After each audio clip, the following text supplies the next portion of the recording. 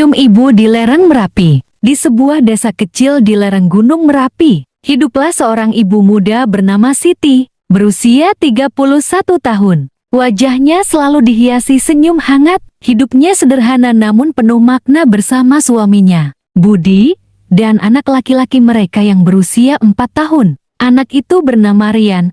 Setiap hari ia memanggil ibunya dengan suara paling manis yang pernah ada, "Ibu." Bagi Siti, Rian adalah harta paling berharga dalam hidupnya. Suatu pagi yang cerah, Siti mengajak Rian pergi mengunjungi rumah orang tuanya di luar kota menggunakan mobil kecil keluarga. Rian sangat gembira. Ia membawa boneka singa kesayangannya boneka, yang selalu ia peluk saat tidur karena ingin menunjukkannya pada kakak dan nenek. Tak ada yang tahu, perjalanan penuh tawa dan harapan itu perlahan mengantar mereka menuju sebuah perpisahan yang tak pernah dibayangkan. Ibu yang terus tersenyum meski sakit. Sesampainya di rumah orang tua, cuaca yang semula cerah tiba-tiba berubah mendung. Malam itu, tubuh Siti mulai terasa panas dan sangat lemah. Keesokan harinya, dokter desa memastikan Siti terserang demam berdarah. Hari demi hari kondisinya memburuk. Tubuhnya melemah, panasnya tak kunjung turun. Namun setiap kali melihat Rian yang menatapnya penuh cemas, Siti tetap tersenyum. "Jangan takut ya, Nak. Ibu hanya sedikit lelah," ucapnya lembut sambil mengelus kepala Rian. 3 hari berlalu. Dengan sisa tenaga yang ia punya, Siti meminta pulang. "Aku ingin sembuh di rumah kita, tempat aku biasa memeluk Rian setiap malam," katanya pada Budi. Namun takdir punya rencana lain. Sesampainya di rumah, kondisi Siti justru semakin parah. Hingga pada satu malam yang sangat hening, Siti pergi dengan tenang.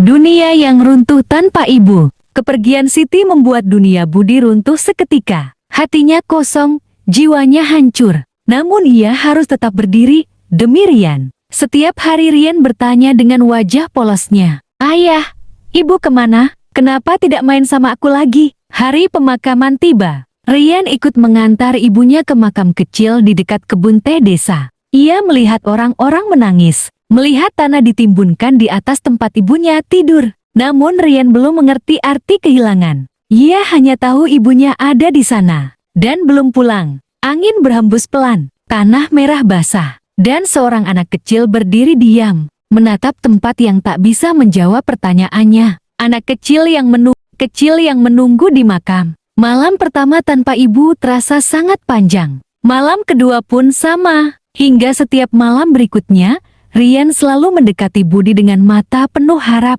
"Ayah, kita ke makam ibu ya. Kasihan ibu sendirian di sana. Aku mau temani ibu. Aku sudah bawa boneka singanya, biar ibu tidak bosan." Saat itu, Budi tak sanggup lagi menahan tangis. Ia memeluk Rian erat-erat, air matanya jatuh tanpa suara. Dalam hatinya, ia berjanji akan menjaga cinta Siti tetap hidup untuk anak mereka. Seorang anak kecil menunggu ibunya di makam. Cinta yang begitu murni, belum mengenal kata kepergian. Dan dari kisah ini kita belajar, kehilangan memang tak selalu bisa dijelaskan dengan kata-kata. Namun cinta akan selalu hidup di hati yang menyayangi.